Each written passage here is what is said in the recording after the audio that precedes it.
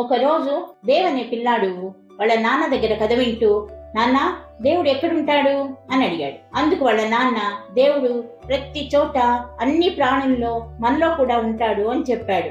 తర్వాత రోజు దేవు ఓ పిట్ట నీళ్లు తాగడం చూస్తూ, హలో దేవుడా, నీకు దాహమేస్తుందా అంటాడు. ఆ తర్వాత ఓ పని చేసి అతను కష్టపడుతుంటే దేవ్ అతనికి మంచినీళ్లు అందిస్తాడు. ఆ రోజు రాత్రి దేవ్ వాళ్ళ నాన్న భోజనం చేస్తూ కోపంగా, నేను రోజు కష్టపడి వస్తాను, నాకు ఇలాంటి రుచి పచ్చి లేని భోజనం పెడతావా అని అరుస్తాడు.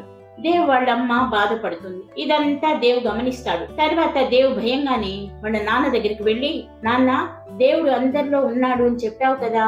వాళ్ళ నాన్న ఆశ్చర్యంగా చూస్తూ, అవును అన్నాడు. మరి అమ్మలో కూడా ఉన్నాడు కదా, నువ్వు దేవుణ్ణి అలా అరిచి బాధ పెట్టచ్చా అన్నాడు దేవ్. వాళ్ళ నాన్నకు తన తప్పు తెలిసొచ్చింది. వెంటనే వెళ్లి సారీ చెప్పాడు. అమ్మా, దేవు ఇద్దరూ సంతోషించారు. ఆ రాత్రి దేవును నిద్రపుచ్చుతూ వాళ్ళ నాన్న, నువ్వు ఇవాళ నాకు ఒక పాఠం నేర్పావు. దైవం మీద భక్తి అంటే కేవలం పూజలు గుడులు మాత్రమే కాదు, మన తోటి వారిలో దైవాన్ని చూసి వారిని గౌరవించడం అని మనసులో అనుకొని దేవుకి ముద్దు పెట్టాడు. వీడియో నచ్చితే సబ్స్క్రైబ్ చేసుకోండి.